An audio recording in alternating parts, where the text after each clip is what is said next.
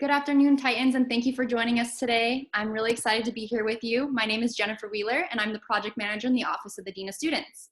Today, we're going to be talking about how to request technology devices such as laptops and hotspots. We understand that with the majority of classes being online, this creates an additional technology need for our students. And IT, we're so grateful, has really stepped up to the plate to address this. I'm joined today by a few colleagues, so I'm going to go ahead and give them an opportunity to introduce themselves now. So Weston and Ezra, if you want to go ahead and jump on and state your name and title. Hi everyone, I'm glad to be here with you today and join you all this afternoon. My name is Weston Prisbrey. I use the pronouns he, him, his, and I'm the Assistant Dean of Students. Hi everyone, my name is Ezra Bakar and I'm your office coordinator in the Dean of Students office. So thank you both for those introductions. Ezra is actually monitoring the chat. So if you have any questions throughout this entire webinar, feel free to enter it into the chat. That goes directly to her. No one else will see it. And at the end, we'll have time to ask questions of Weston. And then also we have a couple people from IT here as well who will be able to answer those questions. So our IT folks, if you want to introduce yourselves now. Okay, why don't I go first? Ramel Hidalgo, I'm Associate Vice President for IT, and I'm joined by Sepper and Dusty. Hi, I'm Dusty. I'm the IT Project Management Officer. Hi, my name is Sepper Sopani. I'm the Manager of College Support Services. Thank you everyone for being here, all of our wonderful participants, as well as our audience. At this point, I'm going to go ahead and turn it over to Weston so he can talk to us about the process for requesting devices. Awesome, thanks Jennifer. Again, we are really excited to share this information with you all. And again, huge shout out to IT for making this possible. We could not provide all of these devices to you all without IT's support and help. And so we're super grateful for their help with this and for them being so student focused during this time and making sure that you all have access to technology needed to be as successful as possible in your coursework. So what we're going to go over today, like Jennifer said, is the device request process for the institution. We want to go over what devices are available to you all as students, how you go about submitting that request, and then also answer any questions that you have related to devices and related to the request process. So first and foremost, what I want to share with you all is what devices are available to you all as students. So we do have Windows laptops for you all that you can request. We have Wi-Fi devices that those are hosted through either Sprint or T-Mobile. We also have webcams, headsets, some flip phones, and then also some USB computer mice as well in case you're needing them for a laptop or a computer. So that is the list of devices that we have available to you all that you can request. And we're actually working on updating the form right now to make sure that all of those devices are available for you all to request. So how to submit a request, right? You need access to technology for whatever reason, and you want to submit a request. There's multiple ways to do this. What you want to do is go ahead and submit a form to our office, and a link to that form can be found on the Dean of Students website. It can also be found on the IT website. I was going to share those websites with you today, but what we decided would be a lot easier is we're actually just going to put the links to those websites in the video description when this video is posted on the Dean of Students website. So you can just go ahead and click those links, and it will take you to that device request form. This device request form is going to generally ask you for your first and last name, your campus-wide ID, your CSU email so that we can contact you about the request, as well as what specific devices you're requesting. Please, we ask you to complete the form as complete as possible. It can be really easy to miss a couple numbers in your CWID. Since it's 9 numbers long, it can be easy to miss 1 or 2. So we ask to make sure that your information is correct because that will speed up the processing time on the back end for us.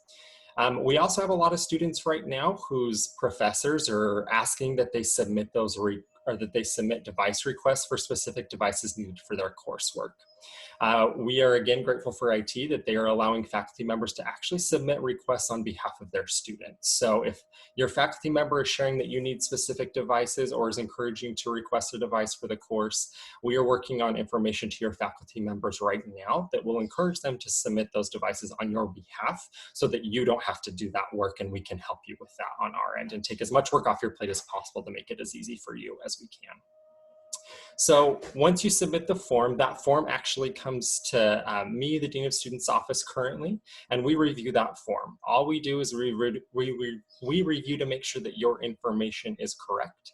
And we also just make sure that you're enrolled in classes, right? If you're enrolled in classes, you're good to go. That's the main thing that we want to confirm.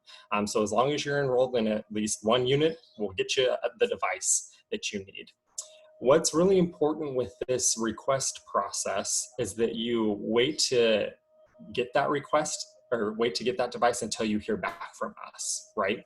So what will happen is it might take us a day or two. We say to give us about 2 to 3 business days, just depending on the quantity of requests that we're getting, as well as what else may be requiring our attention at the time. So go ahead and give us about 2 to 3 business days. And at that point, you'll be receiving an email. And that email will give you information on the device approval, okay? You'll receive that letting you know. And then that email will also contain information on where you can pick up that device, the hours of pickup, and it will also encourage you to bring your student ID. You will need your student ID or some other form of photo identification for that device to be released to you. We want to make sure that we're giving that device to the right person because that device will be tied with your name once it's been issued to you. So it's really important that we're giving that to the correct people. It's also really important that you have this email with you when you're on campus. Currently on campus, just due to safety measures, the amount of folks who are approved to be on campus is extremely limited currently. So we ask that you have this email on you. It can be on your phone, that's totally fine, but that you have this email on you, and that email serves as temporary authorization for you to be on campus for the sole purpose of picking up that device, okay?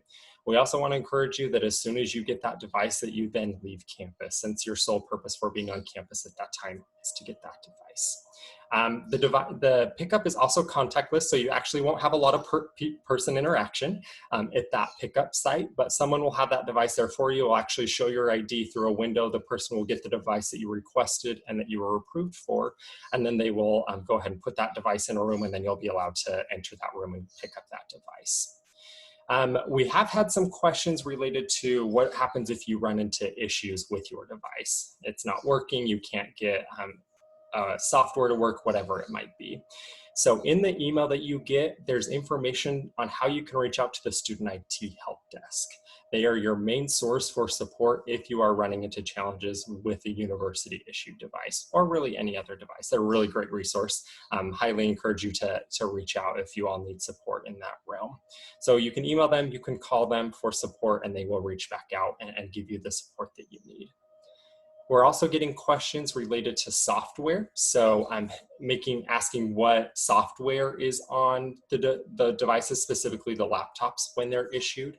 The software that comes on those devices are the Windows or the Microsoft Office suite. So your Word, your Excel, your PowerPoint, all of those pieces of Microsoft Office. Also the Adobe Acrobat Cloud. So you'll have access to PDF, all of those Photoshop, things like that. And then also Dropbox, so you can save your files online and you don't have to worry about potentially losing them if something isn't saved correctly. So that's the software that comes established on the laptop once you receive that laptop. If you are in need of more software though, which some of our students are, you're welcome to go to the IT website, and on the student tab, there's actually software that is free to access for you as a student. All you have to do is go to that website, download, it'll ask for your CSUF credentials, so your username and password, and then you're welcome to download that software onto that device if it's something that you need. We encourage you to take a look at that website. I actually did it last week because there's also some software that's available for faculty and staff, and I didn't know. So I encourage you to check out that website and see what software is available for you to use, and you can get experience with that.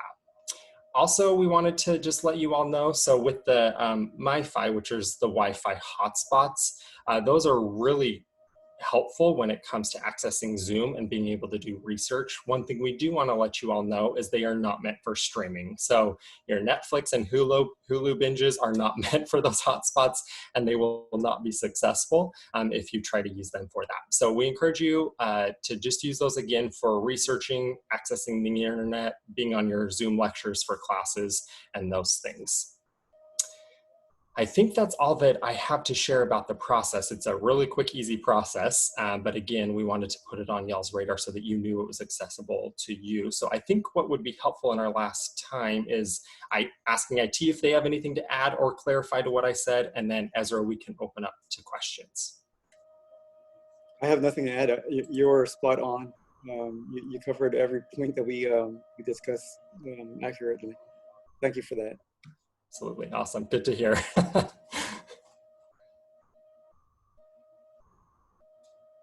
If we're opening up to questions, Absolutely. Yeah. Yeah, we've got a few questions. So students are wondering when they have to return these devices once they have them, how long they can keep them for. So I think the last semester, when we had to clear out from the campus and move from face-to-face to virtual, when we handed out these devices, we started getting notifications from students that they were taking summer classes as well. And so to minimize the amount of contact and to allow for the students to continue to utilize the device, the update that we gave them was, okay, if you're still enrolled and you still need the device for the next semester, hold on to it and continue to utilize it. And we're planning to do the same thing for these devices. You know, again, we want to minimize the contact between people. And so once you get your device, and even picking up the device, it's in a no contact zone. You go to the south side of the library, you show them your ID, they look you up on the list and what you requested, and then at the side door of the library, they'll give you the items that you can pick up, and you'll have it with you for the semester. So if you need it for a little bit longer, we will notify you. In fact, Dusty crafted the message that went out to students. And I believe the message that we sent out to the students was, if you're still enrolled in the next semester and you still need your device, don't worry about turning it in, because we really just wanted to worry about the students who were graduating, that they were going to be separating from the university as far as their student status. And we did want those devices back so that we could clean them up and maybe make them available to other students, because again, we've got a limited number of devices and we want to get them out to as many students as we can who need these devices to succeed. I hope that answered your question. Yeah, it did. Thank you so much, Ramel. Weston, you kind of touched up on this point a little bit before, but students are wondering if they need specific software that their professor needs them to use for a class, do they have to ask for that in this request, and what software comes already equipped on the laptops? Yeah, great question. So I'll reiterate the software that automatically comes on the laptop devices, specifically the Microsoft Office suite. So again, your Word, your Excel, and your PowerPoint, with a couple others. And then also the Creative Cloud, the Adobe Creative Cloud. So that will come with your Adobe Acrobat, and Photoshop is another common one in that cloud. And then it will also come with Dropbox. If you're needing additional software, like I said, we encourage you to go to the student software page on IT's website to see if the software that you're in need of is accessible on that site. If the software that you are in need of or that your faculty is requesting that you have is not available on the student software website, go ahead and reach out to the Student IT Help Desk just to see if they have any insight on whether they can provide that software or not. If not, go ahead and reach out to your faculty member and see what they suggest. Your faculty member may have insight on where you can access that software, if it's a potential software you may need to buy or purchase separately from the device. I know some of our courses require some like statistics software, for example. If that software is not provided by the university, chances are you may be required to purchase that software separately, but you can still download that software onto the laptop. That's completely fine. Great answer. I did want to add something to that. So the Division of IT is actually working with the colleges. These past few weeks, we're actually creating 3 virtual environments for the students for the fall semester, specifically to enable the students to be able to access software and computing resources from your remote environment. So SEPR and the college techs have actually been creating, first one is the virtual computing lab. And within this virtual computing lab, and some of you may have accessed them already, within the virtual computing lab are specific software that are available in the college computer labs, but again, because the computer labs are not available this semester, we wanted them to be available to you remotely. The other environment is a Mac environment. So if you need Mac software and you need to be able to log into Mac computers remotely, that is also another environment, the second environment that Sepper and the team are working on. And then the last environment is for another set of software that if your faculty requires it and it's not available in the virtual computing lab, it's not available in the Macintosh remote lab, it will be available in the Amazon Web Services solution that we're working on with the Chancellor's Office for additional software that your faculty member may require it, but if it's not available, again, in the VCL, Virtual Computing Lab, the Mac Lab, it should be available in the Amazon Web Services Lab. I don't know, Sepper, did you want to add to that regarding the software? No, pretty much you said it also. There are some software that they are college specific or department specific, and obviously we cannot make them available for free to the students. So this software that Romel just mentioned, in either of these platforms are available for the student to access remotely. Yeah. Good question. Thanks for clarifying, Romel and Sepper. I appreciate that. Thank you all for all the wonderful information. Our next question is, if students need a device, is it better for faculty to request on their behalf, or should they request it themselves? Great question. I would say if your faculty member is specifically requesting of you to get a device, chances are they're requesting everyone that's enrolled for their course to get a device. And so in that situation, it would be easier for the faculty member just to submit one request for their course. However, if you're only needing a device for maybe one or two of your courses, your faculty member isn't necessarily requesting that you get a specific device. You may just need a laptop to be able to do your homework or access your Zoom lectures. You are more than welcome to submit that request on your own behalf. Either way, the request is the request, and we'll take it and we'll make sure that it's processed appropriately and approved.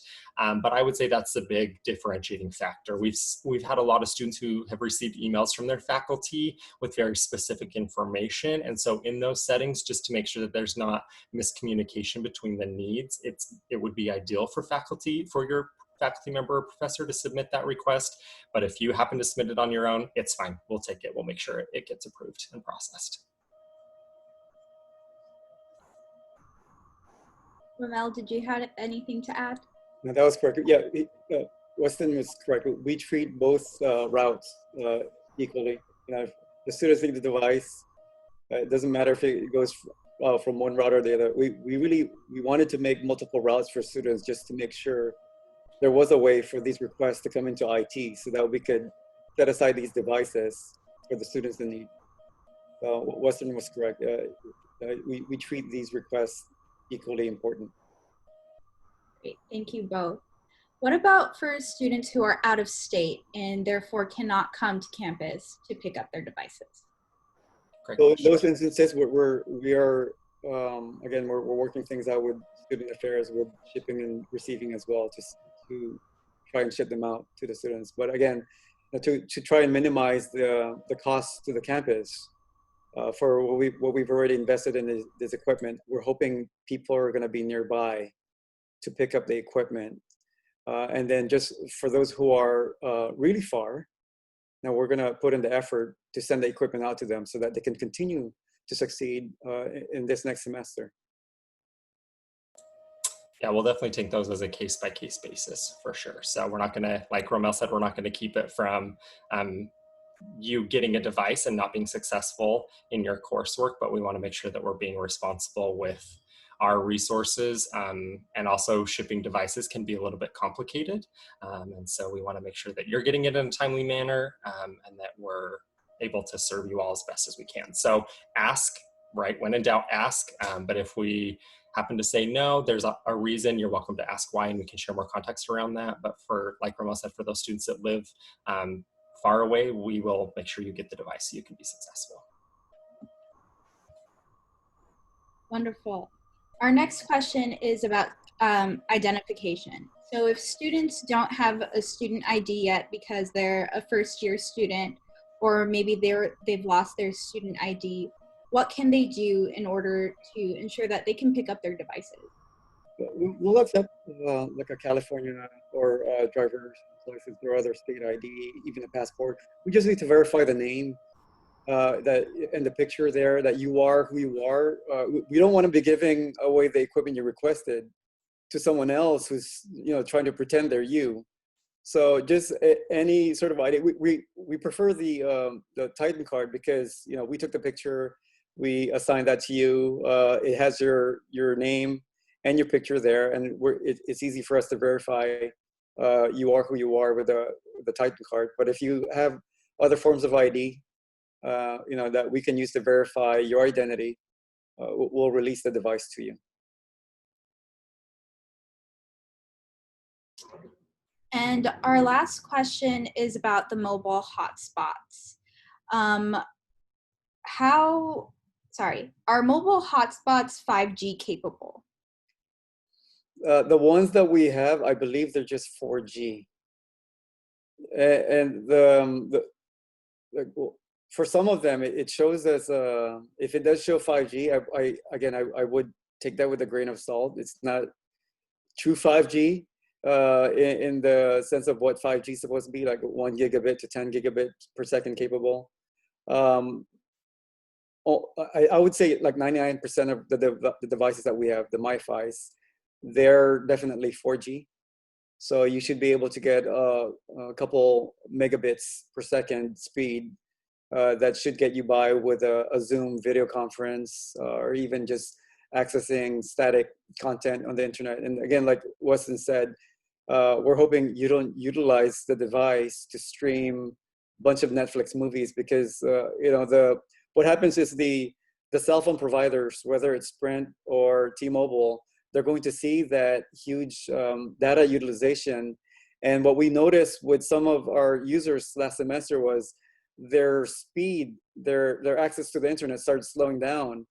And that started giving them issues for the internet access that they really needed.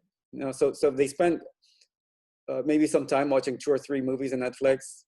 When it came time for them to join a Zoom class or do some research on the internet, they just started noticing that their internet connectivity got really flaky. And when we took a look at it, we found out, oh, it's because they had used a huge amount of bandwidth and data to access their movies, and that was causing issues with their connectivity, which again, we really intended for this internet connectivity, the MiFis that we're giving you, to enable you to have internet access to access your courses, your Zoom sessions, maybe research that you're doing, and downloading files that you may need, accessing your Dropbox content, and maybe even utilizing the software that you have. That's the primary utilization that we would want you to do with these MiFi.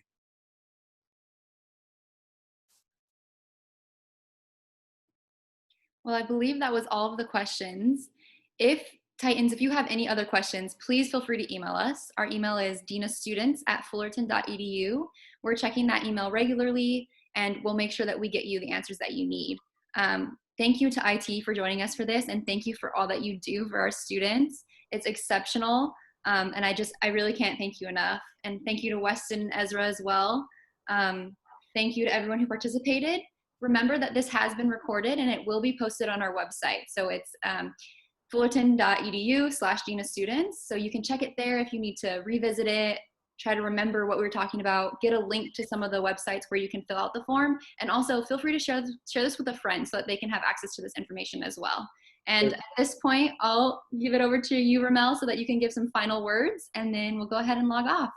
So again, we're doing this for you guys to make sure that you have the access and the technology that you need for the fall semester. But if you guys are happy with it, make sure you thank President Vergy and Vice President Amir Debrian, because really Sepper, myself, and Desi, we're making this happen, but it's because Fram and Amir have pushed this forward and made it a priority that we're making it happen for you guys. So you guys should be thanking them, the senior leadership, for making us make this a reality for you guys. And thanks again for having us.